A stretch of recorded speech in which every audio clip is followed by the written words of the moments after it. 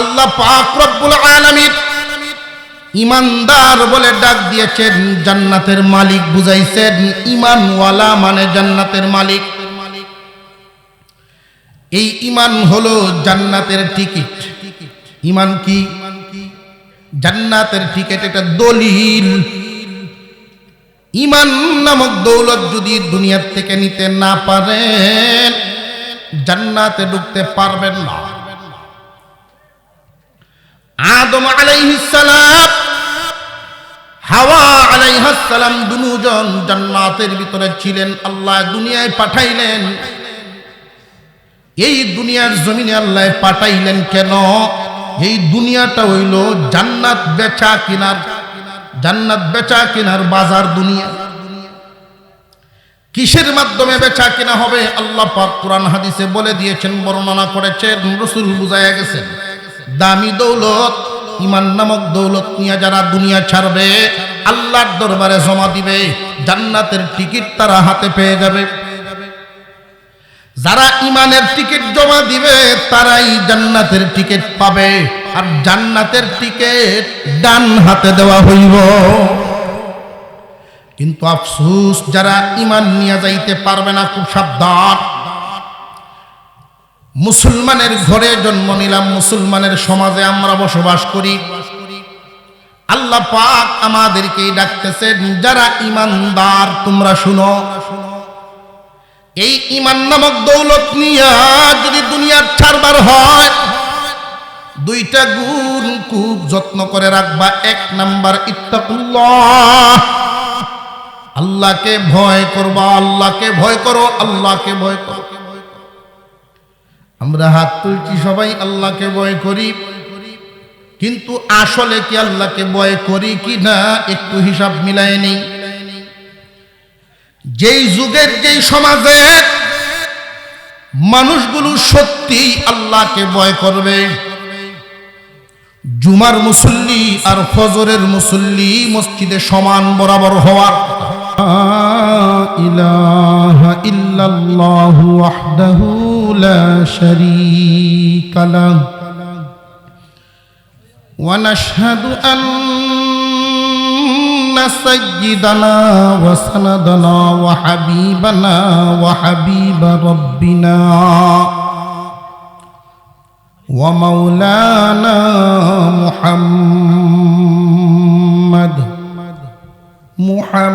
মুহাম্মাদান আবদুহু ওয়া রাসূলুহু আল্লাযী উরসিলা ইলান নাসি কাফফাতান বাশীরান ওয়া নাযীরা وداعيا إلى الله بإذنه وسراجا منيرا أما بعد فأعوذ بالله من الشيطان الرجيم بسم الله الرحمن الرحيم يا أيها الذين آمنوا اتقوا الله وكونوا مع الصادقين صدق الله العظيم وقال رسول الله صلى الله عليه وسلم كن عالما أو متعلما أو معينا أو محبا ولا تكن خامسا وصدق رسوله النبي الكريم ونحن على ذلك من الشاهدين والشاكرين والحمد لله رب العالمين اللهم صل على محمد وعلى آل آل محمد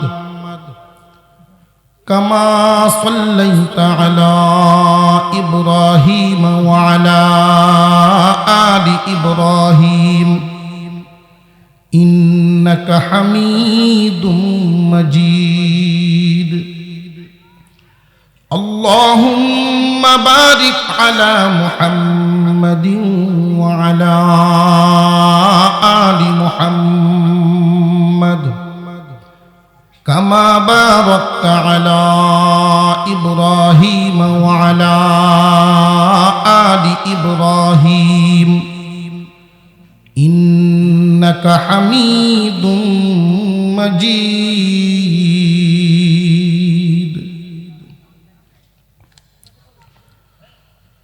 روزة القرآن إسلامية حفيظية مدرسة নবীনগর এর উদ্যোগে আয়োজিত আজকের এই বার্ষিক ওয়াজ মাহফিলের শ্রদ্ধাভাজন সভাপতি মণ্ডলী, উপস্থিত হযরত উলামাই কেরাম, মুরব্বিয়ানে আযম, সর্বস্তরের মুসলমান ভাইয়েরা, পর্দার আড়াল থেকে আলোচনায় শামিল দিনদার ইমানদার মুসলমান মা ও বোনেরা, আল্লাহ পাক রব্বুল আলামিনের দরবারে শুকরিয়া আদায় করি যিনি একান্ত দয়া করে আমাদেরকে মানুষ হিসেবে বানাইছেন। আল্লাহ যদি ইচ্ছা করতেন অন্য কোনো একটা প্রাণীও বানাইতে পারতেন। অন্যান্য প্রাণীদের ভিতরে রূহ আছে না নাই? ওই রূহওয়ালা প্রাণী অন্য একটাও বানাইতে পারতেন। একান্ত দয়া করে আল্লাহ আমাদেরকে মানুষ বানাইছে। আল্লাহ পাকের শুকরিয়া তান বলি আলহামদুলিল্লাহ। আল্লাহ আমাদেরকে মানুষ বানাইছেন বলেই আমরা সম্মানী, আশরাফুল মাখলুকাত। সমস্ত সৃষ্ট জীবের চেয়ে আমরা দামি, সম্মানী। আবার আরেকটা দিক দেখেন, আখিরি জামানার পয়গম্বরের উম্মত। মানুষের মধ্যে সম্মানের বেশ কম আছে না নেই? সমস্ত প্রাণীদের মধ্যে সম্মানী হলো মানুষ। মানুষের মধ্যে সম্মানী ইমানদার। সকল ইমানদারদের মধ্যে সম্মানী আখিরি জামানার পয়গম্বরের উম্মত। বুঝে আসতেছে? এতগুলো নিয়ামত আল্লাহ আমাদেরকে এখানে দিয়া কোরআনের মজলিসে এনে বসাইছে। আল্লাহ তাআলার এতগুলো নিয়ামত মাথায় নিয়ে আমরা এখানে বসলাম। আমরা খুশি না বেজার? আল্লাহু আকবার। এই একটা নিয়ামতের জন্য দরখাস্ত করি নাই, সবগুলো আল্লাহ দয়া করে দিয়েছে। আল্লাহ যে মানুষ বানাইছেন, এতে আমরা কি ফায়দা, কি আমরা আলহামদুলিল্লাহ কেন বলবো? যে এই জন্য বলবো, মানুষ আর অন্যান্য সৃষ্টিতে অনেক তফাৎ। সমস্ত সৃষ্টি জগৎ আল্লাহ সৃষ্টি করেছেন কোন হুকুমের মাধ্যমে, কোন শব্দ বলে হুকুম করেছেন, হয়ে গেছে। আল্লাহ বলেছেন কোন, তো ফায়াকুন, হয়ে গেছে। এই 3.5 হাত মাটির মানুষটাকে আল্লাহ হুকুম দিয়ে বানান নাই। 3.5 হাত মাটির মানুষটাকে আল্লাহ কুদরতি হাত লাগায়া 9 মাস সময় লাগায় বড় আদর করে করে বানাইছে। আর একটু জোরে করেন না সুবহানাল্লাহ। অথচ বিশাল বিশাল আসমান, বিশাল বিশাল পাহাড়, সাগর, নদী নালা, এগুলো তামাম দুনিয়া মাত্র 6 দিনে বানায় ফেলছে। হুকুম করছেন, হয়ে গেছে। এই মানুষটাকে আল্লাহ 9 মাস সময় লাগায় বানালেন। দয়া মায়া কম তাকায় না বেশি তাকায়?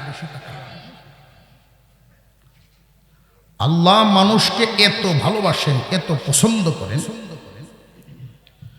মানব জাতিটা আল্লাহর এত আদরের জাতি।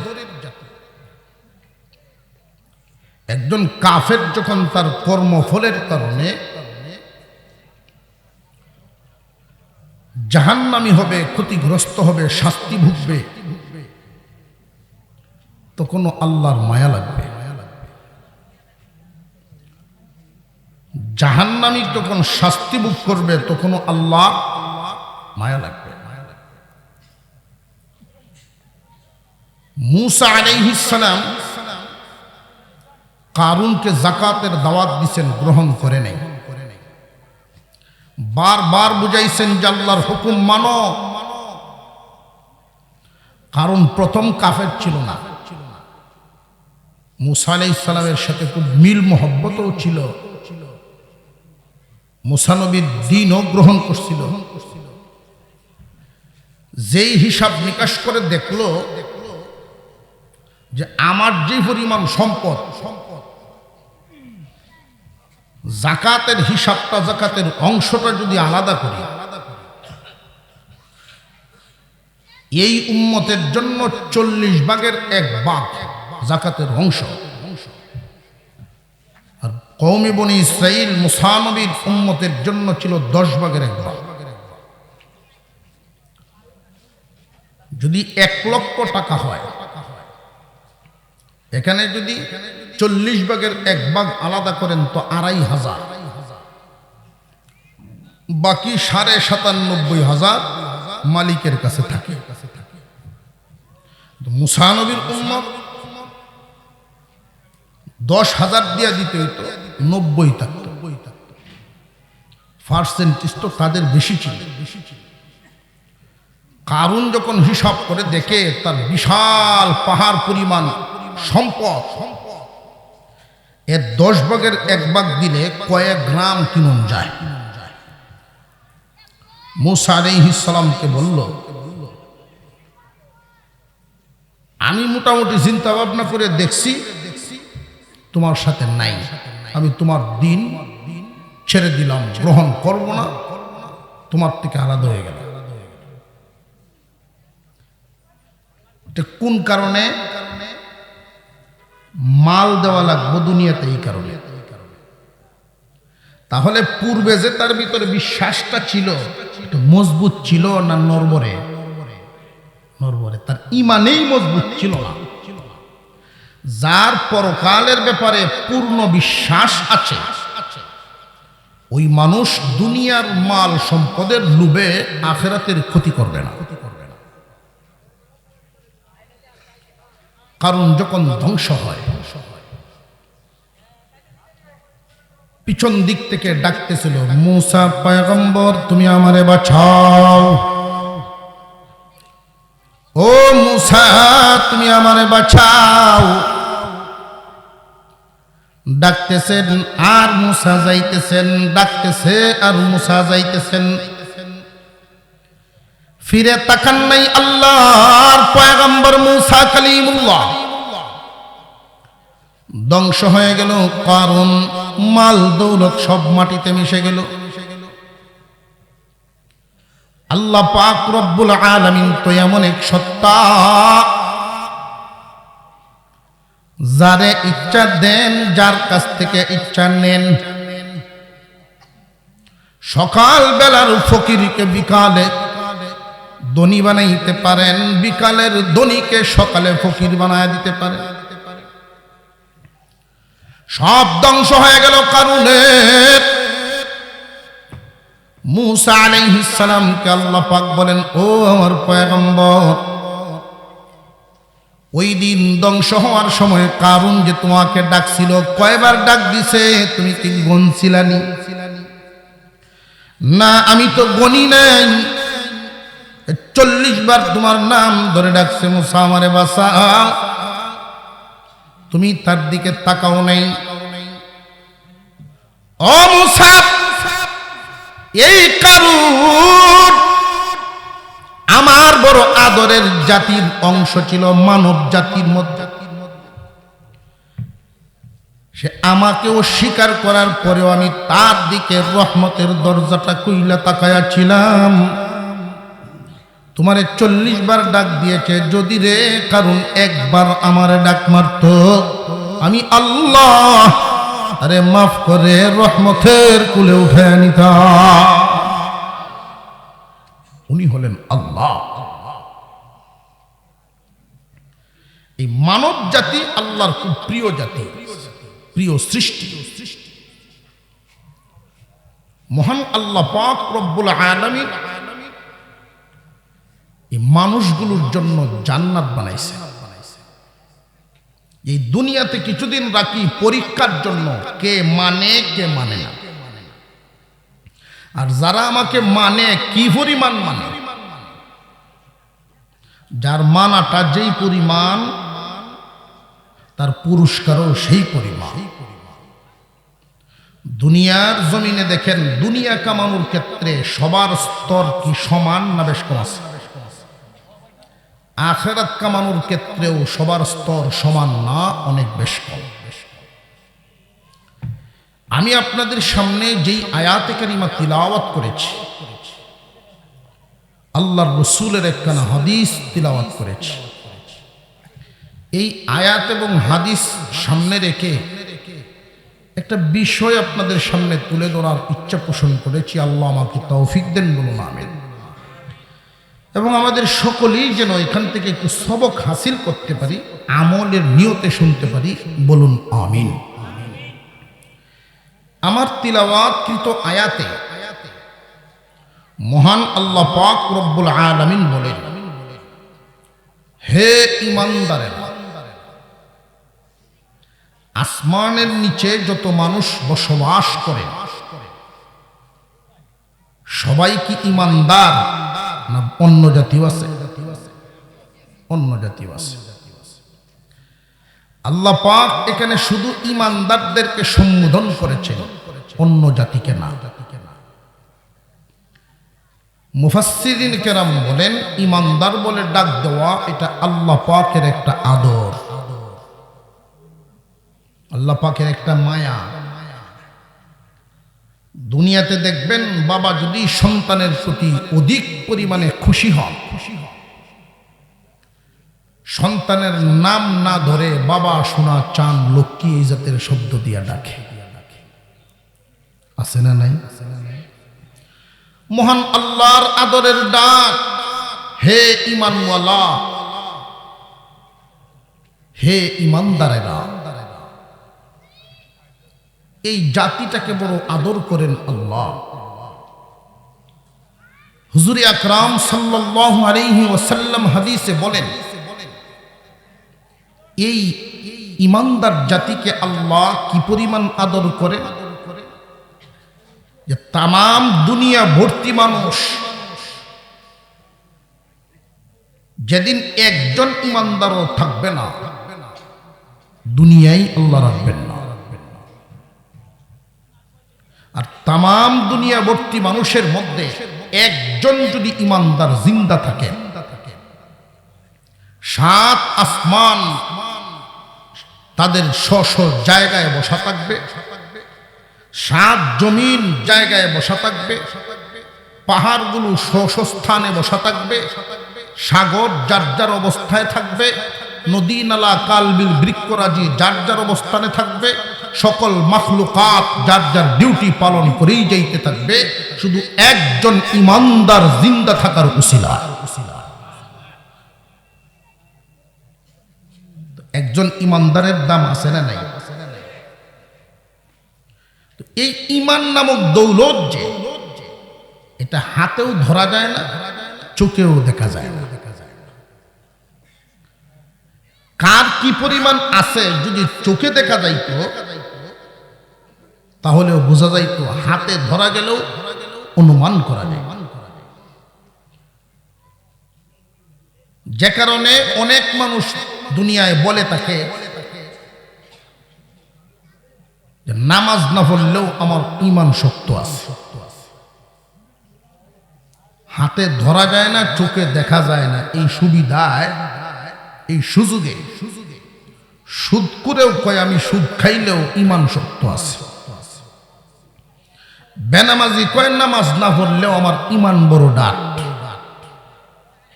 এরকম বলনেওয়ালা আছে না নাই?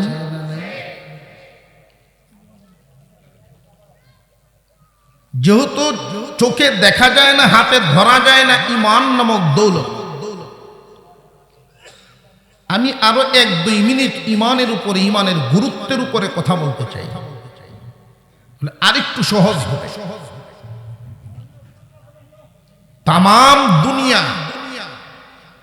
তামাম দুনিয়ার রাজত্ব আছে তার হাতে। নমরুদ কিন্তু ইমান নাই। তামাম দুনিয়ার রাজত্ব আছে কিন্তু ইমান নাই। পক্ষান্তরে একজন ভিক্ষুক,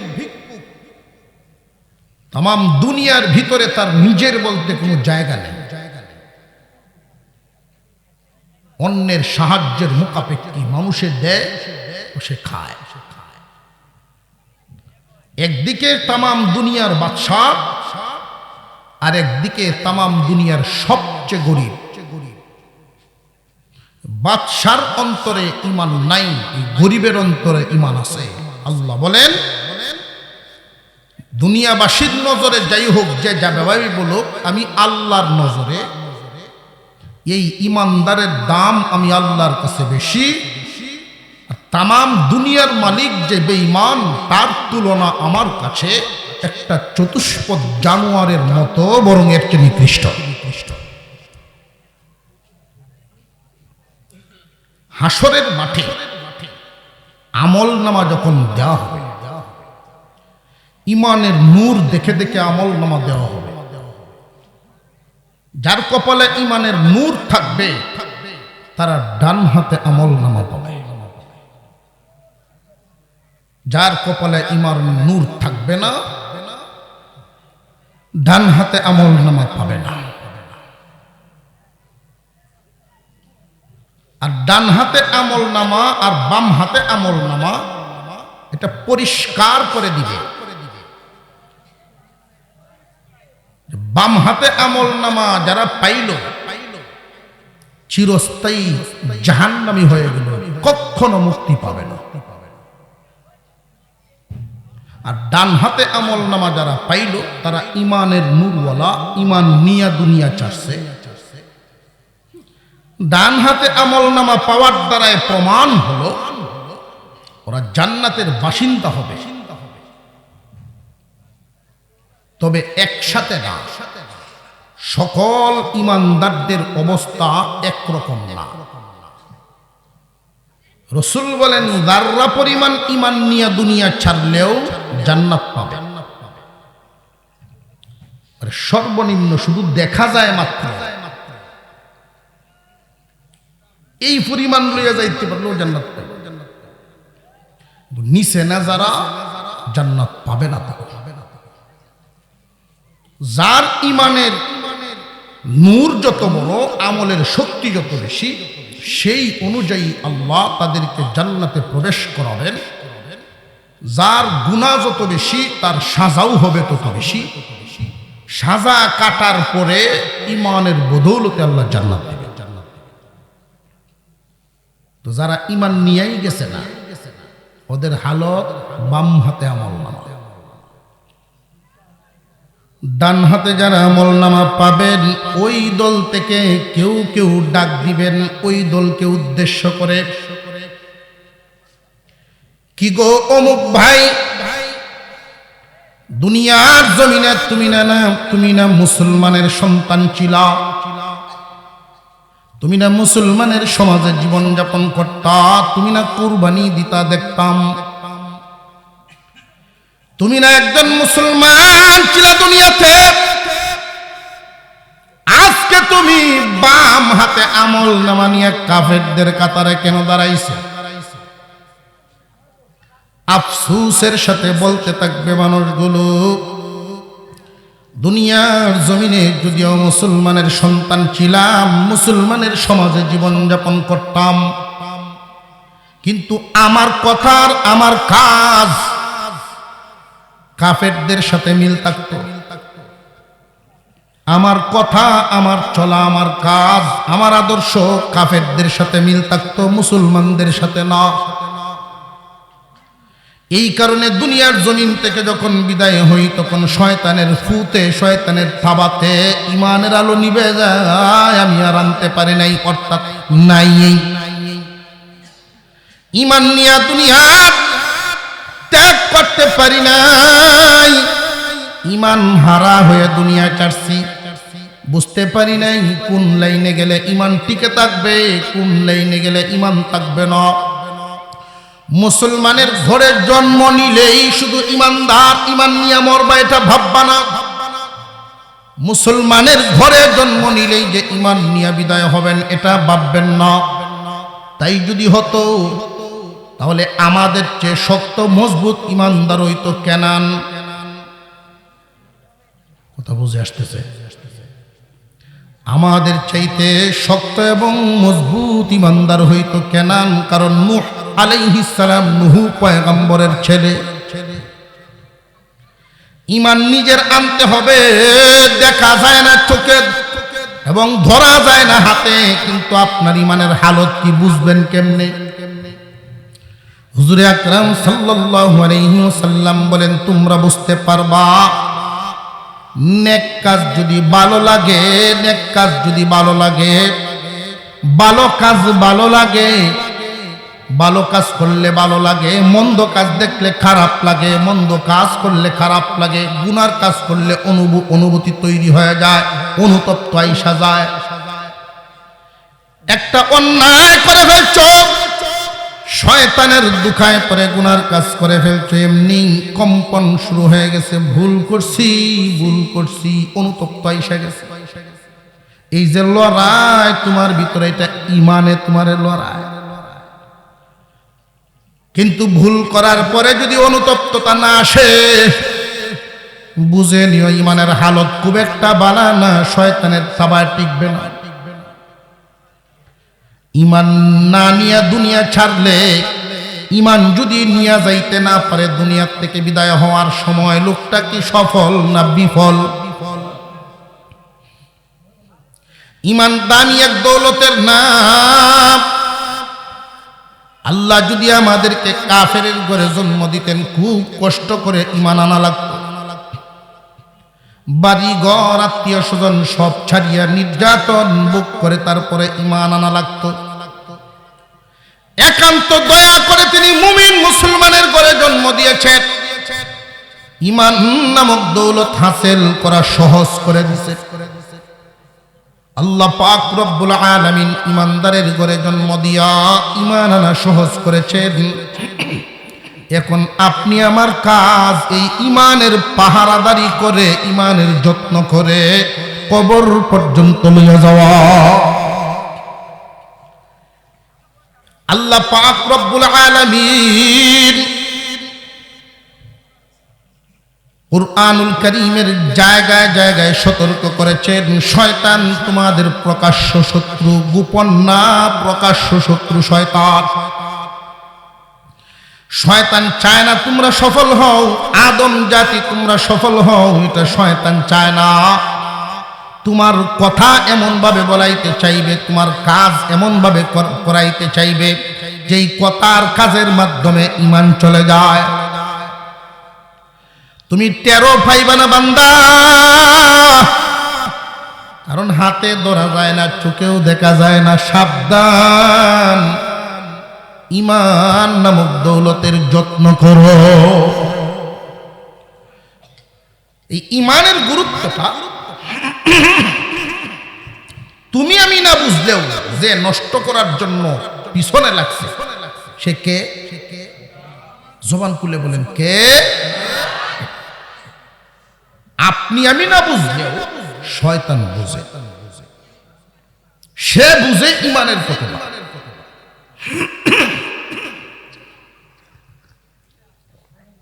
এই ঈমান নামক দৌলত আপনার ভিতরে কি পরিমাণ আছে, একটা থার্মোমিটার দিয়েছেন আল্লাহর রাসূল সাল্লাল্লাহু আলাইহি ওয়াসাল্লাম।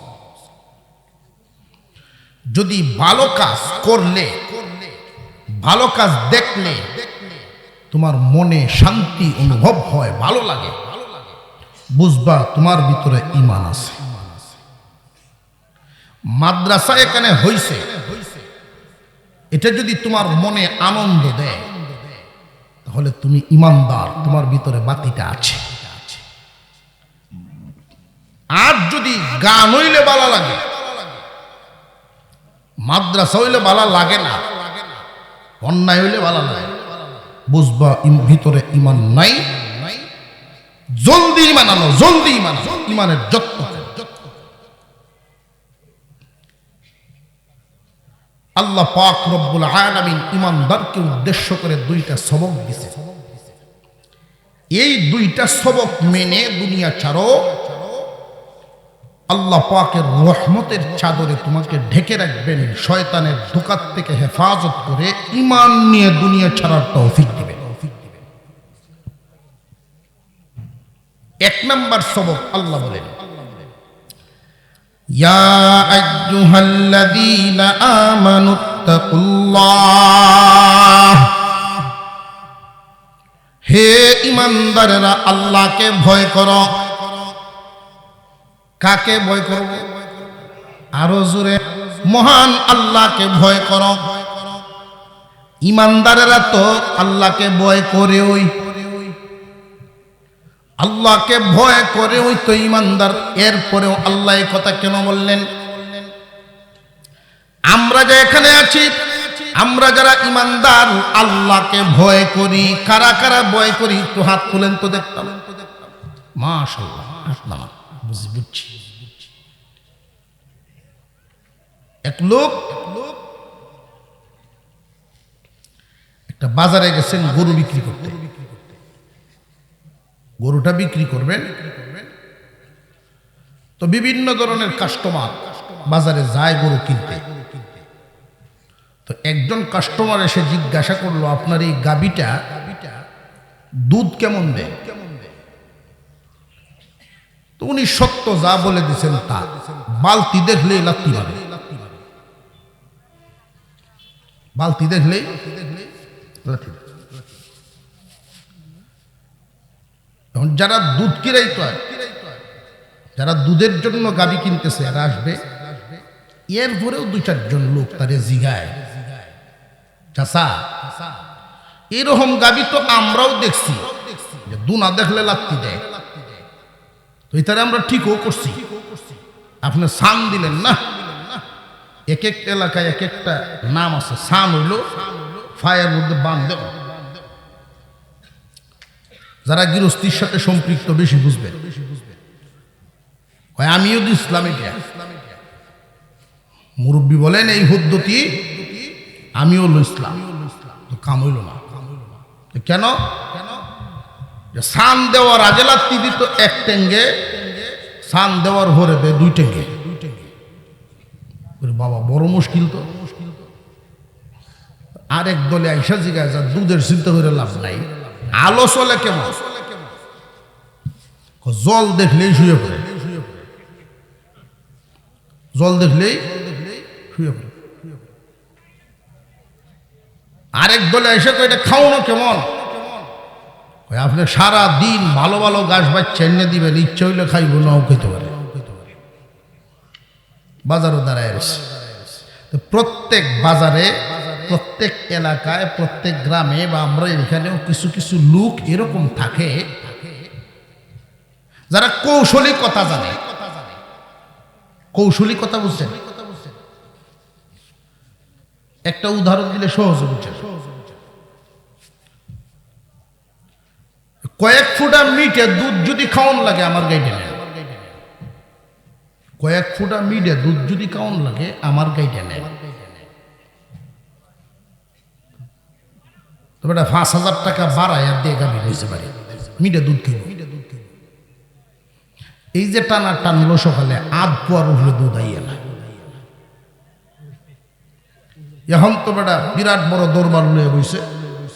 হ্যাঁ, এরকম দুঃখা কেন দিব? একটুও দুঃখাতেই নেই। আমি যা সত্য কইয়া দিচ্ছি।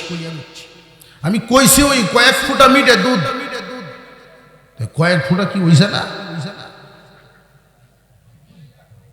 এর অর্থ কিন্তু আর একটা বোঝায়, কয়েক ফুটায় অর্থ আর একটা বোঝায়।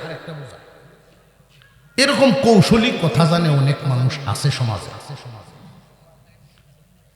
এই মানুষগুলোর থেকে খুব সাবধানে থাকবেন। তাদের সাথে আলাপ আলোচনা লেনদেন করলে নিজে একটু সতর্ক থাকবেন। এই কথাটার একটু রিপ্লে করে বুঝে শুনে নেবেন, বলে এমন হয়েছে করবে সারা জীবন ভোরকে সারক দেব পাইতে। এই লোক ঘোষণা দিতেছে, ভাই সাহেব এই গরু আপনি দুধ লইবেন, ইচ্ছা মতো টানবেন, পরে বডি বা তুতা মোতা থাকবো কিনা তার কোনো আলাপ আছে? হাল জোড়ার সময় ডাইনে দে জুড়বে, ডাইনে দে যারা গিরস্ত তারা বুঝে যে ডাইনে কোন কোন গরুটা দিতে হয়। খাওয়ান লই আপনার কোনো চিন্তা নাই, তিনোটা তো প্লাস পয়েন্ট হয়ে গেল না, আগের মাইনাস। এটা হলো কৌশলী কথা। গরুর যে মালিক আমি গরু বেচতাম না, মানুষ ভিড় করছে, বাবা আমি গরু বেচতাম না, তুমি আমার 500টা টাকা দিবা, ফুরাইছি বেচে দিব, পরিবেশ করছি, তুমি এখন বেচতা না, কারণ কি? টেকা দরকার হয় 500 তোমার বেলাইব, তুমি গরু বেচতাম না। কেন? আমার গরুর যে এত গুণ, এত গুণ, এটা তো আমি জানি না। একটা গুণও তোমার গরুত নাই, সব দিয়ে আমার মুহ। আল্লাহর ভয় আমরা মুখে মুখে, আমরা এখানে যারা আসছি আমরার ভিতরে কি পরিমাণ ভয় আছে, আর সেই ভয়ে সেই আগ্রহে এখানে আসছি। এর চেয়ে বেশি ভয় আছে 92,000 চা খাইতেছে কেজি গায়ে দেয়। এই পৃথিবীর জমিনে আমি গতকালকে একজনের একটা লেখা দেখলাম, উনি লেখছেন চতুর্দিকে সারা দুনিয়া ফেরেশতায় ভর্তি, আমি একলা মানুষ যা বিহুদ আছি, সব ফেরেশতা। বোঝা গেল আমার চারপাশে সব ফেরেশতা, আমি একলা শুধু মানুষ, খুব বিহুদ আছে। এই বর্তমান এমন একটা সময় আমরা পার করছি, নিজের দোষের দিকে নজরই দেয় না, অন্যেরটা নিয়ে ব্যস্ত। এটা কোনো সত্যিকারের ইমানদারের লক্ষণ না, নেককার ইমানদারের লক্ষণ না। মুসলমান ইমানদার ভাইরা আমার, খুব মনোযোগের সাথে শুনবেন কথাগুলো। দ্বীনি মজলিস, বেশি সময় নাই হাতে, দ্বীনি মজলিস দামি কয়েকটা কথা বলবো। আল্লাহ পাক রব্বুল আলামিন ইমানদার বলে ডাক দিয়েছেন, জান্নাতের মালিক বুঝাইছেন। ইমানওয়ালা মানে জান্নাতের মালিক।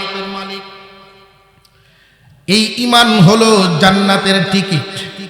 ইমান কি? জান্নাতের টিকিট, এটা দলিল।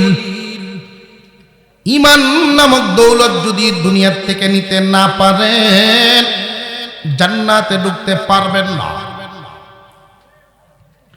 আদম আলাইহিস সালাম, হাওয়া আলাইহিস সালাম দুজন জান্নাতের ভিতরে ছিলেন। আল্লাহ দুনিয়ায় পাঠাইলেন। এই দুনিয়ার জমিনে আল্লাহ পাঠাইলেন কেন? এই দুনিয়াটা হইল জান্নাত বেচা কিনার, জান্নাত বেচা কিনার বাজার দুনিয়া। কিসের মাধ্যমে বেচা কিনা হবে? আল্লাহ পাক কুরআন হাদিসে বলে দিয়েছেন, বর্ণনা করেছেন, রাসূল বুঝায়া গেছেন। দামি দৌলত, ইমান নামক দৌলত নিয়ে যারা দুনিয়া ছাড়বে, আল্লাহর দরবারে জমা দিবে, জান্নাতের টিকিট তারা হাতে পেয়ে যাবে।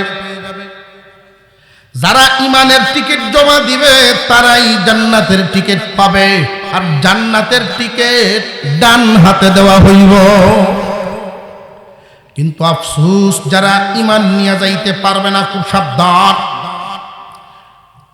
মুসলমানের ঘরে জন্ম নিলাম, মুসলমানের সমাজে আমরা বসবাস করি। আল্লাহ পাক আমাদেরকে ডাকতেছেন, যারা ঈমানদার তোমরা শুনো। এই ঈমান নামক দৌলত নিয়া যদি দুনিয়ার ছাড়বার হয়, দুইটা গুণ খুব যত্ন করে রাখবা। এক নাম্বার ইত্তাকুল্লাহ, আল্লাহকে ভয় করবা। আল্লাহকে ভয় করো, আল্লাহকে ভয় করো। আমরা হাত তুলছি সবাই আল্লাহকে ভয় করি, কিন্তু আসলে কি আল্লাহকে ভয় করি কি না একটু হিসাব মিলাই নেই। যেই যুগের যেই সমাজে মানুষগুলো সত্যি আল্লাহকে ভয় করবে, জুমার মুসল্লি আর ফজরের মুসল্লি মসজিদে সমান বরাবর হওয়ার কথা, ঠিক না বেটি? এমন মসজিদও আছে ইমাম সাহেব একলাই নামাজ পড়ন লাগে হুজুর, ঠিক না?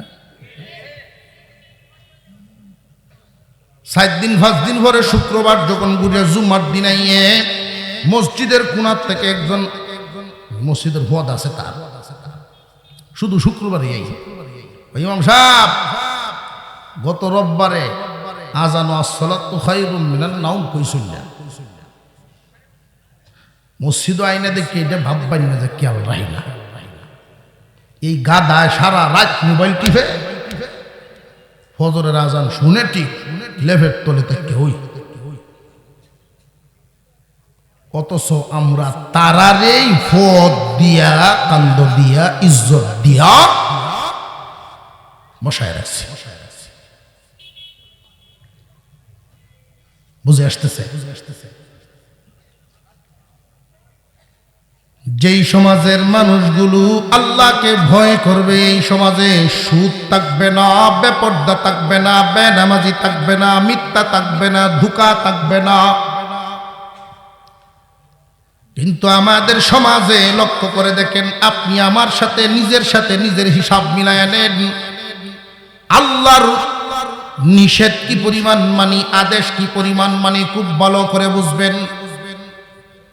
আল্লাহ যে হুকুম দিলেন, হে ঈমানদার আল্লাহকে ভয় করো,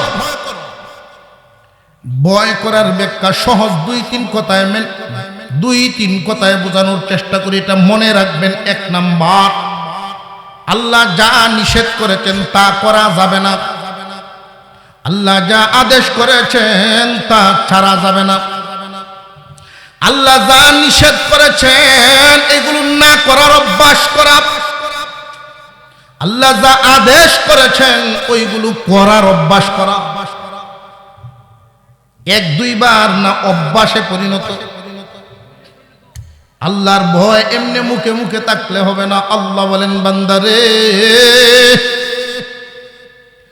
আল্লাহকে ভয় করো, অর্থাৎ আল্লাহর নিষেধগুলো না করাতে অভ্যাসে পরিণত করো, আদেশগুলো আমল করাতে পালন করাতে অভ্যাসে পরিণত করো। যখন আদেশ এবং নিষেধ পরিপূর্ণভাবে তোমার অভ্যাসে পরিণত হইব, 5 ওয়াক্ত নামাজ আল্লাহর হুকুম এই এমন ভাবে অভ্যাসে পরিণত হয়ে গেছে, নামাজ না পড়লে ঘুমে ধরে না, নামাজ না পড়লে তার ভালো লাগে না। আল্লাহর হুকুমগুলো অভ্যাসে পরিণত করার অর্থ বুঝে আসতে না। একজন মহিলা পর্দা বিধানটারে সে এমন অভ্যাসে পরিণত করেছে, বেপর্দায় চলবে না, বেপর্দায় চলবে না, প্রয়োজনে বাহিরে দুনিয়ার বহুত ক্ষতি হয়ে গেলেও পর্দা লঙ্ঘন হবে না। একজন ঈমানদার ওই ব্যক্তি পরকাল মজবুতির সাথে বিশ্বাস করে। আর যারা পরকাল মজবুতির সাথে বিশ্বাস করে, খুব ভালো করে মনে রাখবেন, অবশ্যই তারা আল্লাহকে ভয় করতে হবে। আর আল্লাহর ভয় তখনই হবে, আল্লাহর ভয় শব্দটার উপরে হুকুম পালন হবে তখন এই 2টা দিক খুব যত্ন সহকারে গর্বে যখন। বর্তমান সময়ে আমাদের দ্বারা আল্লাহর হুকুম আল্লাহ পাকের আদেশ নিষেধগুলোর আমাদের মধ্যে কি অবস্থা খুব ভালো করে মনে রাখবেন, খুব ভালো করে হিসাব মিলায় নেন। আল্লাহ নিষেধ করেছেন যা, আমরা কি করতেছি না তা। আল্লাহ নিষেধ করেছেন চোখের গুনাহ করবা না, অথচ চোখের গুনাহ হইতেছে। আল্লাহ নিষেধ করেছেন অঙ্গ প্রত্যঙ্গের গুনাহ করবা না, অথচ এইগুলোর দ্বারা গুনাহ হচ্ছে।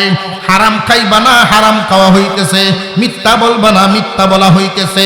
গীবত করবা না, গীবত করা হইতেছে। অন্যের হক মারবা না, অন্যের হক সুযোগ পাইলেই মারা হইতেছে। আল্লাহর ভয় আছে থাকলে আর এইগুলো। আল্লাহ হুকুম করেছেন 5 ওয়াক্ত নামাজ পড়ো। মহিলাদেরকে পর্দায় থাকার ব্যবস্থা করো, নারীরা তোমরা পর্দায় থাকো, সদা সর্বদা সত্য কথা বলবা, হালাল পথে ইনকাম করবা, হালাল খানা খাইবা। আল্লাহ পাকের আদেশ এবং নিষেধগুলো যদি মানতে পারেন, এগুলো অভ্যাসে পরিণত করতে হবে। অভ্যাস কেমনে হইল? এই অভ্যাসটা যেন হয়, এই সবকটাও আল্লাহ দ্বিতীয় শব্দের মধ্যে বুঝাইয়া দিলেন। এমনি হবে না, এমনি হবে না। হে ঈমানদার, খুব সাবধান। আমাদেরকে যে আল্লাহ বানাইছেন, আসলে এই বিষয়টা নিয়ে আলোচনা করলে অনেক সময়ের প্রয়োজন। আল্লাহ যে আমাদেরকে বানাইছেন 4টা পদার্থ, আগুন, পানি, মাটি, বাতাস। এই যে বডিটা যে বানাইছেন আগুন, পানি, মাটি, বাতাসে, এই বডির খাদ্যের ব্যবস্থা করেছেন মাটির থেকে, জমিন থেকে। আর আরেকটা অংশ আছে আত্মা, পাঠাইছেন আল্লাহর পক্ষ থেকে, খাদ্যের ব্যবস্থা আল্লাহর পক্ষ থেকে। এই আত্মা এবং বডি যতক্ষণ একসাথে থাকে তারে মানুষ বলা হয়। আত্মার বডি একসাথে থাকে না, তারে মানুষও বলে না। লাশ আর আত্মা, লাশ। এই বডির খাদ্যটা আমরা সকালেও দিচ্ছি, দুপুরেও দিচ্ছি, রাতেও দিচ্ছি। বডির খাদ্য স্বাভাবিক নিয়মে কয়বার? আরো জোরে কয়। দৈনিক 3 বার। আর আত্মার খাদ্যটা আল্লাহ স্বাভাবিক নিয়মে পাঠাইছেন 5 বার। বডির খাদ্যটা যদি একবার না দেই, মাথা গরম গরম হয় না? 2 বার যদি না দেই, বিছনা লইলায় আসরের ভোরে সালাম দিলেও রোজার দিন। একটু ভরে খালি টিউবওয়েল দেখে দেখবেন আসরের ভোর থেকে খুব সাবধানে তাকে কোন সময় কোন দিনতে কোন ঝগড়া লাগে। আর 3 ওয়াক্ত না খাইলে যদি এই হালত হয়, এত দুর্বল, 3 দিন না খাইলে তো পায়ে ভয়ে বাড়ি লাগবো। আর সেই আত্মার কি হালত? 5 ওয়াক্ত খাবার দেওয়ার কথা, তুমি 1 ওয়াক্তও দেও না, মাসের ভিতরে না। বুঝে আসতেছে? এই আত্মার কি শক্তি ঠিক থাকবো না দুর্বল হইব? আর এই বডির খাদ্য দিতে দিতে বডি সবল। বডির একটা অংশ, এখান থেকে উৎপত্তি হয় নফস। তুমি যখন গুনাহ একটা সামনে দেখবা, মনে চাইব বেগানা নারীর প্রতি লোভ করতা, আত্মায় বাধা দিতে চাইবে, সাবধান, আল্লাহ গুসা হবে। আল্লাহর নিষেধ, আল্লাহকে ভয় করো। তো নফস সে বুঝাইব, প্রথম বুঝাইব। এই সুযোগ আর কোন সময় মিলে না মিলে, বিচার আসার ঘরে বুঝুন যাবে, পরে না হয় তোলো ধরে। অবশেষে 2টায় তর্কাতর্কি, যুদ্ধে লিপ্ত হইয়া, যেটাকে আপনি রীতিমতো খাদ্য দিয়া, তেল পানি দিয়া, দুধ কলা খাওয়াইয়া যত্ন সহকারে শক্তিশালী করেছেন, ওইটার সাথে দুর্বলটায় পেরে ওঠে না। অবশেষে গুনার কাজ হইতেই থাকে, হইতে হইতে এক পর্যায়ে দেখা যায় গুনাহ বেশি হইতেছে। বর্তমান সময়ে খুব ভালো করে বুঝে, আমাদের মধ্যে যদি আমাদের এই বডিতে যদি সুফল ফলাইতে হয়, 5 ওয়াক্ত নামাজ অভ্যাসে যদি পরিণত করতে হয়, সত্য কথা বলা অভ্যাসে পরিণত করতে হয়, সুন্নত তরিকায় চলা, আল্লাহকে ভয় করে সঠিক পথে চলা অভ্যাসে যদি পরিণত করতে হয়, মেহনত করতে হবে। এমনি হইতো না। কি করতে হবে? আপনারা কি আমার কথাগুলো নিতেছেন? কেন মেহনত করতে হবে তার কারণটা কি? قال النبي صلى الله عليه وسلم الدنيا مزرعة الآخرة। এই দুনিয়া আখিরাতের ক্ষেত, দুনিয়া আখিরাতের ক্ষেত স্বরূপ। বিশ্বনবী বলছে, খেতে কি ফসল এমনি হয় না ফলানো লাগে? খেতে ফসল ফলানো লাগে মেহনতের মাধ্যমে। কিন্তু কেউ যদি নিয়ত করে যে না আমার ফলানো ফসল ফলাইতাম না, ঘাস ফলানো দরকার, ঘাস হয়ে যাও। ফসল যদি ফলাইতে হয় মেহনত করণ লাগে, ঘাস ফলাইলে মেহনত লাগে না, অটোমেটিক হয়। মানুষের মন্দ আমল, দোষী আমল মানুষকে ক্ষতি করে, মানুষকে ক্ষতিগ্রস্ত করবে। এই জাতের আমল যত্ন করে ফলাইতে হয় না, অটোমেটিক হয়।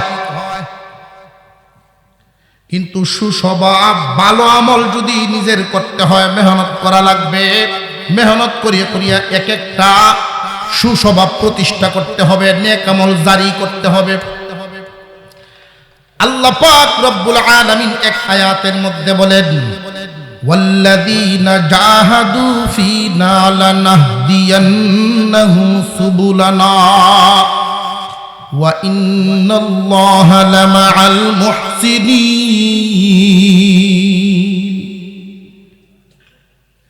যারা নাকি এই যে সুফল ফলানোর রাস্তায় একটা রাস্তা নিয়ে শুরু করবে, কোনো একটা অভ্যাস পরিণত করার জন্য, নেক আমল অভ্যাসে পরিণত করার জন্য আমার রাস্তায় জিহাদ মানে প্রচেষ্টা শুরু করবে, সুস্বভাব প্রতিষ্ঠার প্রচেষ্টা শুরু করে দিবে। 5 ওয়াক্ত নামাজ অভ্যাসে পরিণত করার চেষ্টার দরকার আছে না নাই? ওই যে চেষ্টা যখন শুরু করে দিবে, আল্লাহ বলেন আমার বান্দা বান্দিরা যখন নেক কাজ, ভালো কাজ আমলে পরিণত করার চেষ্টা প্রচেষ্টা শুরু করবে, বান্দায় শুরু করবে 1 লাইন, আমি তার জন্য সহজ করে দিব অনেক লাইন। চেষ্টাটা কেমনে করতে হয় দেখেন, ছোট্ট একটা ঘটনার মাধ্যমে আলোচনা শেষ হবে। ইত্তাকুল্লাহ, হে ইমানদারেরা আল্লাহকে ভয় করো। 1 নাম্বার সবক, ভয় করা হবে কখন? ভালো কাজ করার অভ্যাস মন্দ কাজ ছাড়ার অভ্যাস পরিণত হবে যখন। কেমনে করবো এটা নিজের দ্বারা সম্ভব না। এই জন্য আয়াতের 2য় অংশে আল্লাহ বলেন, ওয়াকুনু মা'আস সাদিকিন, আল্লাহ ওয়ালাদের সাথী হইয়া যাও। নফস যে শক্তিশালী হইছে আত্মার সাথে যুদ্ধ করে, আত্মায় পারে না, নফস শক্তিশালী হয়ে গেছে তোমারে গুনাহ করায়।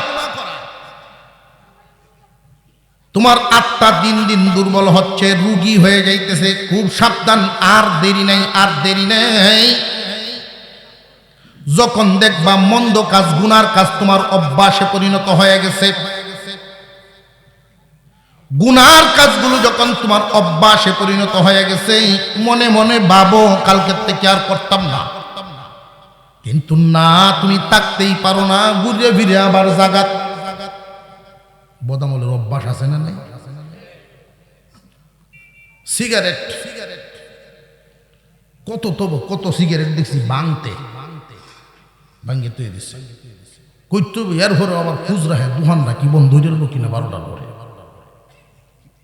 ফানের তৌবা আমরা ফান দেখাই কয়েকবার করছি এই তৌবা কবুল হয় না। তো একবার কিলি ফান 5-7টা 10টা বানাই আইনে জুরির মধ্যে তৈরি এটা আর খাইলাম না, বাস্কেটে হলাইছি। তোমার বিবি সব করছে বাস্কেটে হাল চুনটি খাচ্ছে হলিতিনের মুখটা দিয়ে বান্ধা, মানে এর অর্থ হইল হলিতিনের মুখ বান্ধে তুইছি যদি মনে ছায়া নাই খুললে তো কামড় আনি লাগবে, হলিতিনের মুখটা খুললে যদি ভালাই তেমনি বোঝা গেল তো বড় ঠিক মতো করছে। যদি ভিতরে ভিতরে একটু থাকে যা আর করতাম না এটা, কিন্তু ভিতরে টিকে একটু রয়েছে মহব্বত, পরিপূর্ণ তওবা হবে না। মুখেও বলতে হবে, ভিতরেরটাও বাইর করতে হবে, ঘৃণা জন্ম নিতে হবে বদ কাজটার প্রতি, তখন তওবার দিকে আগাতে পারবে, কবুল হবে।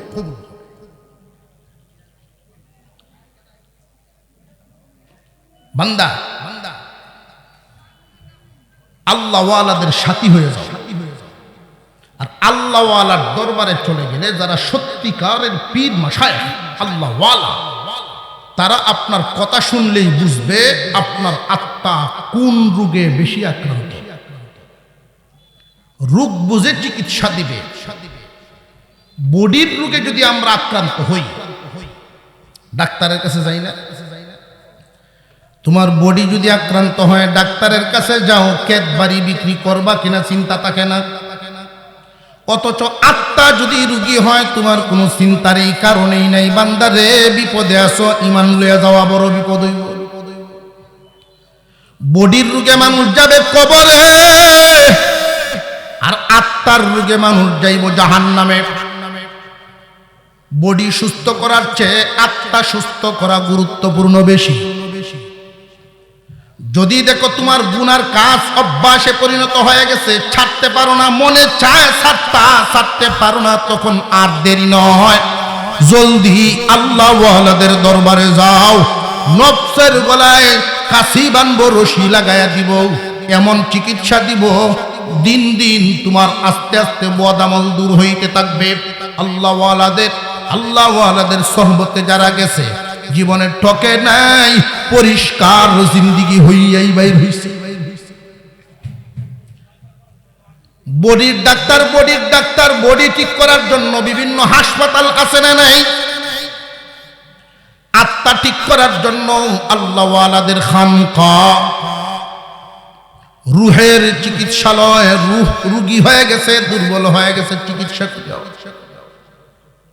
আল্লাহ ওয়ালারা দেখবেন তোমার মধ্যে কোন রোগের কি চিকিৎসা দিতে হবে এটা দেখবেন। একজন মানুষের কথা আপনাদের সামনে বলে ফেলি, একজন আল্লাহ ওয়ালার কথা বলি, রোগ কেমন, চিকিৎসা কেমন। পীর সাহেবের কাছে গিয়া বলছেন উনি যে আমার এমন একটা বদামল যে বদমেজাজ, খুব রাগ করে, আর রাগ যখন উঠে মানুষের সাথে আচরণ ঠিক থাকে না। এমনি যখন রাগ না উঠে, কথাটা খুব খেয়াল করবে, যখন মানুষের রাগ থাকে না তখন কি কে ভালা কে মন্দ বুঝার কোন কুদরত আছে? বাজারও একজনের সাথে সাক্ষাৎ হইল, সালাম আলাইকুম, কেমন আছেন ভাই? বালা না মন্দ কেমনে বুঝবাই? একটা মানুষ তার মেজাজ, তার ভিতরে কি হালত, রাগ উঠাইলে বুঝা যাইব আসলটা বেরিয়ে। একজন মুরব্বী বাজারের ব্যাগ নিয়ে যায়, এক যুবক এসে বলে, দাদা এই ব্যাগটা আমার হাতে দেন। ব্যাগ দিছেন তার হাতে, জিজ্ঞাসা করছেন তোমার বাড়ি কই? এমন একটা গ্রামের নাম বলছেন, এই গ্রামের মানুষ বেশিরভাগই কার্যকরী, একজন আরেকজনের সম্মান দিব দূরের কথা, মানুষের সাথে লাগালাগি তাদের পছন্দ, এদের আচরণ ভালো। উনি আশ্চর্য হইলেন, এই গ্রামের এই আদর্শবান যুবক মিলে না। মুরব্বী বলেন, বাবা ঠিক করে এখন তোমার বাড়ি কোথায়? যে না দাদা আমার বাড়ি এখানে। বিশ্বাস হয় না, বিশ্বাস হয় না। 2-3 বার যখন কইছে এমনি যুবকের উঠছে গুসা, এমনি সদ্যে দাঁড়টি ভালো দেওয়া বিশ্বাস কর না, এমনি সর দে দাঁত ফেলা দেন বিশ্বাস কর। এখন না বাবা ওহন বিশ্বাস হয়েছে, তুমি যে এই গাও এখন বিষয়। রাগের সময় যদি নিজেকে কন্ট্রোল করতে পারে না, রুহের রোগে আক্রান্ত। রাগ উঠার পরেও যদি কন্ট্রোল হারায়, রাগ উঠলেই কন্ট্রোল হারায় যায় না। এমন কথা বলে না যেই কথার দ্বারা ঈমান যাবে, অন্যের ক্ষতি হবে। রাগ উঠলেই গুসায় মিশা হতা করতেছে এরকম যেন বুঝে আসতেছে। রাগ উঠলেও যদি নিজেকে কন্ট্রোলে রাখে, তার হালতটা খারাপ না। কন্ট্রোল হারা হয়ে গেলে মুশকিল। হুজুরের কাছে গেছে, হুজুর আমার রাগ উঠলে কন্ট্রোল হারায়, মায়ের দূর করি মানুষ। হুজুর চিকিৎসা দিলেন কোন জায়গায়? রাগ উঠছে এক জায়গায়, চিকিৎসা দিচ্ছেন আর এক জায়গায়। তোমার চিকিৎসা দিলাম 6 মাস পর্যন্ত। এই মাদ্রাসার তালিবে ইলম, মাদ্রাসার তালিবে ইলমদের খেদমত করবা। কি খেদমত জানোনি? দামি কোনো খেদমত না, তোমরা যেটা কম দামা মনে করো এটা করবা। বাথরুমগুলো সব করে দিবা, তালিবে ইলমদের জুতাগুলো বাউ করবা, আর বাথরুম ল্যাট্রিন পেশাবখানা এগুলো সাফ করবা। প্রতি 15 দিন পরে পরে ডিলাগুলো বানায়া বানায়া শুকায়া এদের জন্য দিয়া যাইবা। দিছেন চিকিৎসা, অথচ এমনও সময় গেছে তার হুঙ্কারে, তার ডুঙ্কারে, তার ধমকের ছুটে ছাত্র তো দূরের কথা, হুজুররাও দল লাগায় বইছে। বুঝাইতেছে খুব সাবধান। আপনার জবানেই বলে দিবে, আপনার কথা শুনলেই বোঝা যাবে আত্মার কি হালত। আপনার আওয়াজের ভলিউমটাই, আপনার আচরণটাই বলে দিবে আত্মার কি হালত। বাজার দিয়ে যাওয়ার সময় যদি নমনীয়তার সাথে একজন যুবক একজন আলেমের সাথে সাক্ষাৎ করে, তারই অবস্থা একরকম। আর যদি অহংকার বলে বেয়াদবির সাথে ডাক দে, ওবামে সাহেব আলো, ওবামে সাহেব আলো, বুঝে যায় হ্যাঁ আমার বাপের বড় আদেশ করতেছে। আছে এরকম মানুষ এই যুগের মধ্যে, বড় লজ্জাস করবে। এমন একটা সময় ছিল আমাদের এই দেশে, স্কুলগুলো বেড়া ভাঙ্গা, টিন উফরে, বাড়ি তুফান আইলে পরের দিন সকালে স্কুল বন্ধ। ফেল লাগি তুফানে উড়ে লইছিল স্কুল। এমন দিন গেছেন ছাত্র ছাত্রীদের স্কুল আইছে, বুলে 2 ভাইয়ের 2 জুতা লইছে, কেউর ভাও জুতা নাই, সিরা ভাড়া কাপড় চোপড়। আর এখন শিক্ষা প্রতিষ্ঠানগুলো বিল্ডিং, ছাত্রদের পোশাক আশাক, ইউনিফর্ম ড্রেস, সুসহ। কিন্তু আফসুস সেই বাংলা স্কুলের লেবাস তেমন না, আনফিট লেবাস, কিন্তু শিক্ষাটা তার ভিতরে যেটা ঢুকছিল, একজন মুসলমান শিক্ষার্থী হিন্দু শিক্ষক দেখলে সাইকেল থেকে নেমে যাওয়া, এটা আদবের নিশানা। এটা একজন মুআদ্দবের পরিচয়। হিন্দু শিক্ষক মুসলমান আলেম হইছে, কিন্তু উনি বিধর্মী হোক, আমার শিক্ষক তো চেয়ার থেকে দাঁড়ায় গেছে, এটা আদব। আর এখন কি হালত? আগের অবস্থাটা বলতেছে, আর এখনের হালতটা তো। স্কুল উন্নত, ড্রেস উন্নত, লেবাস উন্নত, কিন্তু ভিতরের হালত হলো শিক্ষক রে রাস্তা ফলাইয়া ফিডাইয়া খেলা মারছে ছাত্ররা। ওই ছাত্ররা বলে মারছে। আলেম উলামা ইজ্জত পায় না। যে সমস্ত লোক এই কথাটা বুঝে না, তার আত্মার রূপটা কি পরিমাণ দাঁড়াইছে এবার বুঝেন। খুব মনোযোগের সাথে শুনো। আমি এখানে দেখতে পাচ্ছি যুব সমাজ, আমার মহব্বতের মানুষ যারা, বিশেষ করে যুবকরা, দামি একটা দৌলত সাথে রাখবা সারা জিন্দেগি। বল আদব, বিয়াদব মাহরুম আজ ফজলে রব। আল্লাহর ফজল থেকে বিয়াদব মাহরুম হইয়া যায়, বঞ্চিত।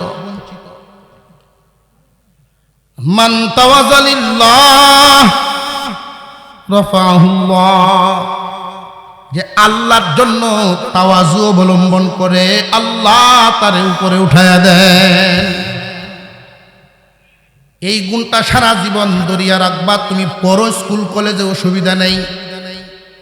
মুরব্বীদের সামনে জীবনে কোনোদিন অহংকার ভরে বেয়াদবি দেখাইবা না। সাবধান, সাবধান। ধ্বংস হওয়ার জন্য বেশি কিছু লাগে না, এটেম বোমা লাগে না। মানুষের মনের বদ্ধটাই পুরো জাতি ধ্বংস করে দেয়। আল্লাহ ওয়ালাগণ চিকিৎসা দেন মানুষের অন্তরে। অন্তরের রূপ বের করার জন্য এমন চিকিৎসা দিয়েছেন, 6 মাস পর্যন্ত যখন জুতা বাউ করে, জুতা মনে আছে না?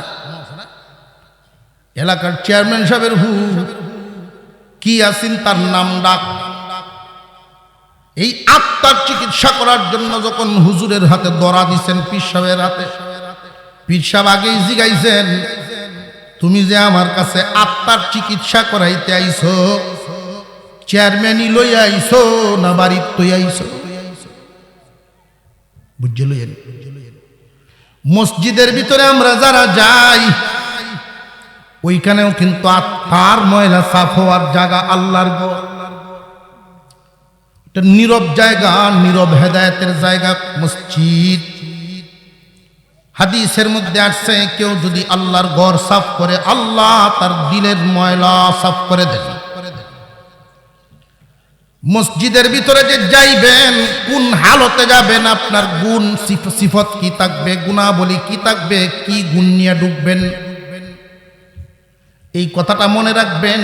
আপনি যেই সম্মানী লোক আছেন, আপনার যেই পদমর্যাদা আছে, এটা আপনার পক্ষ থেকে বাড়িতে রাইকা আসেন, ভিতরে ঢুকবেন সাধারণ একজন মুসল্লি মনে করে।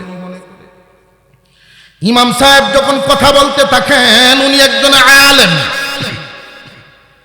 আপনার ভয়ে যদি উনি তরতর করে কাঁপতে হয়, মজলুম সেজে থাকতে হয়, কুণ্ঠাসা হয়ে থাকতে হয় ওনার, তাহলে বুঝতে হবে আপনি এখনো হিংস্র মনোভাব নিয়ে মসজিদে ঢুকছেন। হিংস্র মনোভাব নিয়ে ঢুকছেন, হেদায়েত পাবেন না। পীর সাহেব আত্মার চিকিৎসা দেওয়ার জন্য যখন এই নসিহতগুলো করে দিলেন, 6 মাস পর্যন্ত এই জুতা বাউ করে, তালেবে ইলমদের খেদমত করে, আস্তে আস্তে তার দিলের হালত কেমন হইয়া গেছে। এখন আর মানুষের সাথে ঝগড়া করে না, অন্যায় করে না, আত্মীয় স্বজন এলাকাবাসী বলে না, আগের ভত নাই, ঠিক হইয়া গেছে। চিকিৎসা হেন আল্লাহর রসুলের একখানা হাদিস পাঠ করেছি যে বান্দা ঈমান নিয়ে যদি দুনিয়া 4 বার চাও, তাহলে 4 দলের যে কোনো একটা দলে অংশগ্রহণ করতে হবে। এই মাদ্রাসা আপনাদের এলাকার জন্য একটা নিয়ামত। কেমন নিয়ামত? আমরা কিন্তু উন্নতি খুঁজি একদিকে, আর আল্লাহ বরকত রাখছেন আর একদিকে। রিজিক, রিজিক শব্দের অর্থটা আমরা মনে করি দান, চাউল, টাকা পয়সা, এটা বোধহয় রিজিক। এই রিজিক, এই অর্থটা 7 নম্বরে। রিজিক শব্দের অর্থ দান, চাউল, 7 নম্বরে, 7 নম্বরে। এর আগে আরো 6টা। আল্লাহ পাক রব্বুল আলামিন এই যে মাদ্রাসা আপনাদের এলাকায় দিয়েছেন, পুরা এলাকার জন্য একটা নিয়ামত। কোন দিক দিয়ে রহমত আসবে এটা আপনার হিসাবে মিলবে না। আল্লাহর রাসূল বলেন তুমি শুধু তোমার মতো কাজ করতে থাকো। এক নাম্বার কুন আলিমান, জাহান্নাম থেকে যদি বাঁচতে চাও নিজে আলেম হও। যদি আলেম হইতে না পারো তাহলে শয়তানের থাবাত থেকে ঈমান নিয়ে যদি যাইতে চাও ও মুতাআল্লিমান, আলেমদের ছাত্র হও। দুইটা ব্যাখ্যাই কথা। এক নাম্বার, যেই লোক আলেম হইতে পারেন নাই, শুধু ছাত্র পর্যন্তই হইছে, 2 বছর 5 বছর 7 বছর ফরিয়ে পড়া বাদ, ছাত্র আছে। ছাত্রের মর্যাদা আছে না নাই? আরো জোরে কর। এক নাম্বার মর্যাদা ফেরেশতাদের পাকার ছায়া, হাদিসে আছে। 2 নাম্বার মর্যাদা হলো সারা জিন্দেগি যত ইবাদত করব সহি তৈব। আল্লাহর রাসূল বলে জাহান্নামের আগুন থেকে যদি বাঁচতে চাও, ঈমান নিয়ে দুনিয়া ছাড়বার চাও, শয়তানের থাবাত থেকে বাঁচতে হলে 1 নাম্বার আলেম হও, 2 নম্বরে আলেমদের ছাত্র হও। 2-5 বছর পড়লেন, ছাত্র হওয়ার 2 নাম্বার ব্যাখ্যা হল সারা জিন্দেগি উস্তাদ আর ছাত্রের মধ্যে মানসিক যেই সম্পর্ক, আলেম আর তোমার মধ্যে সেইভাবে যেন থাকে সেই সম্পর্ক। উস্তাদের সামনে ছাত্রের পজিশন যতই বড় হোক, মন্ত্রীও যদি হয়, ছাত্র মন্ত্রী, উস্তাদ প্রাইমারি টিচার, আর এই সেই মন্ত্রী যদি আদবলা হয় তাহলে তার সামনে, উস্তাদের সামনে তার মন্ত্রিত্বগিরি দেখাইতো না, ভাবাইব অন্যরকম। ঠিক তেমনি তুমি যত বড়ই হো, একজন আলেম যদি তোমার সামনে পড়ে, তোমার সেই ভাবটা যেন পরিবর্তন আসে, আলেম যেন খুশি হয়ে যায়। সারা জিন্দেগি আলেমদের কাছ থেকে জানার চেষ্টা করবো। ওই যে বলছিলাম যে সুস্বভাব মেহনতের মাধ্যমে ফলাইতে হবে, একদিনে হবে না। আলেমের সাথে সাক্ষাৎ করলেন, হুজুর আমাকে একটা সবক শিখায় দেন। এই ছাত্র হয়ে গেল। কি সবক? আল্লাহর রাসূল কেমনে খাইতেন আমি তো জানি না, পড়তে পারি নাই, আপনি আমারে শিখায় দেন। রাসূলের খানার তরিকাটা শিখে গেলেন, বাড়িতে গিয়ে আমল করা শুরু করে দিলেন। দস্তরখানা বিছায়া খানা খাওয়া লাগে, এটা কে না জানে? মুসলমান মানে সবাই জানে। সমস্যাটা হলো মানে না, আমলে পরিণত করতে পারে না। এটা যত্ন সহকারে খুব মেহনত করিয়া করতে হবে, অভ্যাসে পরিণত করতে হবে। খানা শিখলেন সুন্নত তরিকায়, অভ্যাস হয়ে গেলে ঘরে গেলেই খানাত বওয়ার আগে আপনি দস্তরখান খুঁজেন, তখন বুঝবেন অভ্যাসে পরিণত। বাথরুমে যাইবেন, বাথরুম সারার জন্য তরিকা আছে না নাই? এবার আরেকবার 10 দিন 15 দিন 1 মাস পরে গেলেন, হুজুর দস্তরখানের আমল আমার অভ্যাসে পরিণত হয়ে গেছে, আমি যেখানেই যাই দস্তরখান ছাড়া খানা ভালো লাগে না, দস্তরখান লাগবে। আরেকটা আমল শিখায় দেন আপনার আমার পয়গম্বর। বাথরুমে কেমনে যাইতেন? বাম পা আগে দিতেন, ডান পা পরে দিতেন। বের হওয়ার সময় ডান পা দিয়ে বের হইতেন। এই কথা আমরা কে না জানি? জানি ঠিক, কিন্তু আমলে নাই। আমলের না থাকারও একটা কারণ আছে। বাথরুমে যখন মানুষ ঢুকার সময় তো আর এটা খেয়ালেই থাকে না, ডাইন পাও দিত না বাম পাও দিত, খেয়াল তখন থাকে না, কারণ অভ্যাসে পরিণত হয় নাই। যখন বাথরুমে গিয়া জরুরত সারা শুরু করে দেয়, তখন মনে হয় আমি ডাইন পাও দিয়েছিলাম, যাক আরেকবার থেকে ঠিক করবো না। এই যে আরেকবার থেকে ঠিক করবো না, এইটাই শয়তানের ওয়াসওয়াসা, ধোঁকা দিয়ে দেয়। আর ঠিক করতে পারবেন না। যদি করতে হয় তাহলে প্রচেষ্টা, ওয়াল্লাযীনা জাহাদু ফীনা, আমার রাস্তায় যারা জিহাদ করবে, আমার রাস্তায় চলার জন্য যারা জিহাদ করবে, প্রচেষ্টা শুরু করে দিবে, প্রচেষ্টা করবেন কেমনে? মজবুতির সাথে বাথরুমে ঢুকতেছেন আপনার নিয়ত করতে হবে আমি আমলটা পরিবর্তন করব। নিজের চোখের দেখা একটা আমল শুধু শোনায় দেই, এই ঘটনাই শেষ। বুঝেন, মুরব্বী মানুষ 75 থেকে 80 হবে বয়সটা, আমার বয়স তখন 15 বছর। মাদ্রাসার তালিবে ইলম, মাদ্রাসা থেকে দাওয়াতে তাবলীগের জামাতে গেছিলাম। মুরব্বী বাথরুমে যাইতেছেন, মসজিদের সামনে পুকুরের কোনায় বাথরুম। এক হাতে ছিল ওনার ডিলা, আরেক হাতে বদনা। যাইতেছেন আমি দেখলাম, কিন্তু বাথরুমে যখন ঢুকবেন এই বিষয়টা আমি দেখি নাই। ঢুকছেন দেখছি, বাথরুমে ঢুকছেন, দুইটা থাকেন নাই, আবার পিছিয়ে পিছিয়ে বাথরুম থেকে বেরিয়ে চলে আসছে। ডিলাও রাখলেন, আবার বদনাটাও রাখলেন। অর্থাৎ উনি তো প্রচেষ্টায় নেমে গেছেন বদ আমলকে নেক আমলে পরিণত করার জন্য। নেক আমল যদি আপনার মধ্যে প্রতিষ্ঠা করতে হয়, ভালো অভ্যাসগুলো এমনি হবে না, মেহনত করে ফলাইতে। কারণ আল্লাহর রাসূল না বলছেন দুনিয়াটা আখিরাতের ক্ষেত, খেতে ফসল ফলাইতে হইলে মেহনত করন লাগে, ঘাস ফলানোর জন্য মেহনত লাগে না, অটোমেটিক হয়। বদ অভ্যাস অটোমেটিক হয়, সুস্বভাব প্রতিষ্ঠা করার জন্য মেহনত করন লাগে। উনি বাথরুম করবেন, বাম পা দিয়া ডুববার কথা, কিন্তু ডান পা দিয়া ডুইকে গেছিলেন। ডান পা দিয়া যখন ডুইকে গেলেন, ওইখানে আর থাকেন নাই, এই কথা বলেন নাই যে আরেকবার করবো না, আরেকবার হবে, আরেকবার ঠিক করে নিব। ছোট ছোট বাচ্চাদেরকে দেখবেন মক্তবে পড়ায়, শুনবেন এই সে হুজুররা পড়ান, আজকা কাম কাল পর না ডাল, এখনেরটা এখনই। এটাই আত্মা শুদ্ধির এক সবক। এই মুহূর্তের চিকিৎসা এখনই করতে হবে, এটাই দ্বীনি রাস্তার জন্য প্রচেষ্টা শুরু। মুরব্বী বাথরুম থেকে পিছায় বেরিয়ে চলে আসলেন,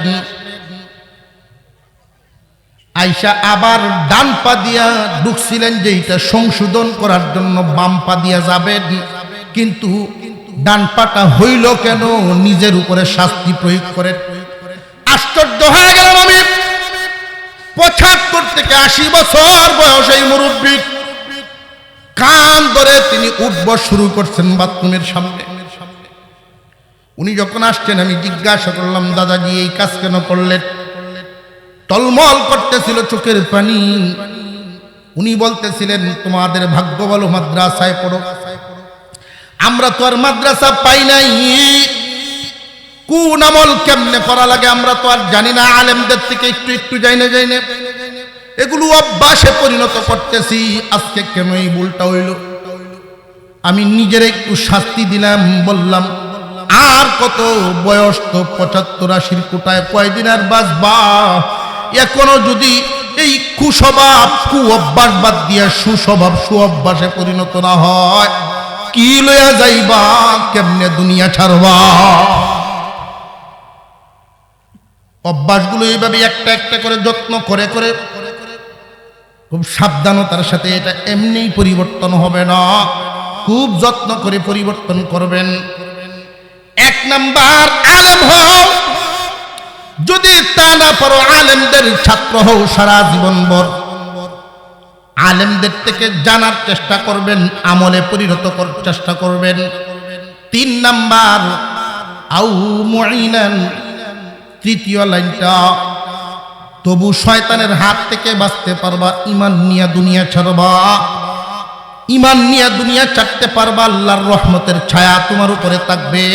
3 নাম্বার গুণটাও যদি তোমার মধ্যে থাকে, আলেম উলামারা যেই দ্বীনি কাজ, নবীজির রেখে যাওয়া যেই দ্বীন ইসলামের খেদমত করা হয়, ওই খেদমতের সাথে তোমরা নিজের জানমাল দিয়া লাইগে থাকবা। আল্লাহ সবাইরে মাল সমান দেন নাই, যারে যেই পরিমাণ দিছেন ওইখান থেকে কিছু অংশ আল্লাহর রাস্তায় দেওয়ার মন রাখবা। আল্লাহ বড় খুশি হন, আল্লাহ বড় খুশি হন। বান্দারে আমি তোমারে দিয়া পরীক্ষা করি, তুমি এই মাল পায়া কি আমার সন্তুষ্টির কাজে লাগাও না দুনিয়ার কাজে লাগাও? বেশিরভাগ ধনী লক্ষ্য করে হিসাব মিলায় দেখেন, বেশিরভাগ ধনীরাই ধনী হয়ে গেলে সম্পদ দিয়া আল্লাহর সন্তুষ্টি অর্জন করে না। বেশিরভাগ ধনীরাই ধন দিয়া সম্পদ দিয়া গুনার কাজে বেশি ব্যবহার করে। খুব কম মানুষই এমন আছে আল্লাহর দেওয়া মাল থেকে আল্লাহর সন্তুষ্টির রাস্তায় হাত বাড়ায়। যে সমস্ত মানুষের মধ্যে এই সিফত ঢুকে যাবে, আল্লাহর পয়গম্বর বলেন 3 নাম্বার গুণের অধিকারী তুমি তৃতীয় কাতারে থাকতে পারবা, শয়তানের হাত থেকে অন্তত বাঁচতে পারবা। আল্লাহর দেয়া নিয়ামত আল্লাহর রাস্তায় দিয়া দিয়া যে তুমি দিনের জিম্মাদারদের একজন সাহায্য, দিনের জিম্মাদারির একটা অংশে আছো, মাল দিয়া হইলেও শরীক আছো।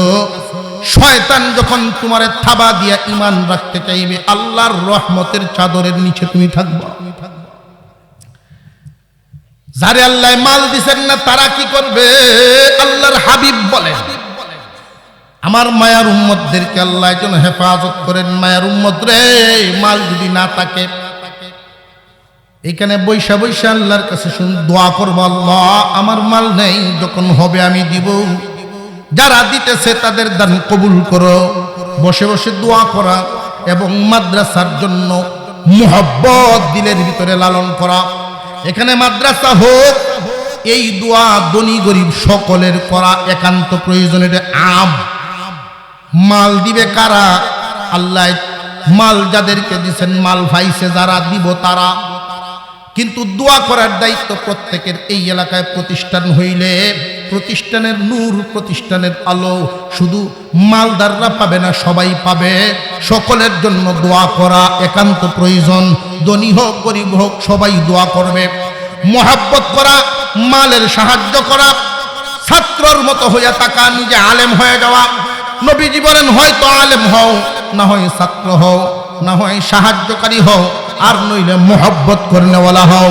আল্লাহর রাসূল সাবধান বাণী দিয়া বলেন, সাবধান সাবধান, ওয়ালা তাকুন খামিসান, এই চাইরের বাইয়ে গিয়া পঞ্চম দলে শামিল হইও না, পাতুহলিক ধ্বংস হইয়া যাইবা। অর্থাৎ কুরআনুল কারীম, মসজিদ, মাদ্রাসা, আলেম, উলামা যদি মোহাব্বতের ভিতরেও তোমার না থাকে, সাহায্য তো করবেই না, মোহাব্বতও যদি করতে না পারো, বান্দারে পাতুহলিক, তুমি ধ্বংস, অর্থাৎ ঈমান লইয়া দুনিয়া ছাড়তে পারবা না। এখান থেকে পরিষ্কার বোঝা যায় একদল মানুষ ওয়ারাসাতুল আম্বিয়া, তালেবে ইলম, মসজিদ, মাদ্রাসা, কোরআন, সুন্নাহ, এই লাইনটাকে মন থেকে মোহাব্বত করে, আরেক দল মোহাব্বত করে না। এই মোহাব্বত করে যারা, এদের মধ্য থেকে একদল মালদার আর একদল গরিব। মালদাররা শুধু মোহাব্বতের মধ্যে সীমাবদ্ধ থাকবে না, মাল দিয়া প্রমাণ করবে আমি মোহাব্বত করি, আল্লাহর দেওয়া মাল আছে, আল্লাহ রাস্তায় দাও। একদল মোহাব্বত করবে, সাহায্য করবে, ছাত্র হবে, আলেম হবে। মোহাব্বত করনেওয়ালা দল মাদ্রাসা মসজিদের সাথে, কোরআনের সাথে, আলেমদের সাথে থাকনেওয়ালা দল আমরা থাকতে রাজি আছি তো ইনশাআল্লাহ। সারা জিন্দেগি এই দলটার সাথে থাকবো তো ইনশাআল্লাহ। যারা থাকবেন সুসংবাদ গ্রহণ করেন, আল্লাহ ঈমানের সাথে মোট দিবেন।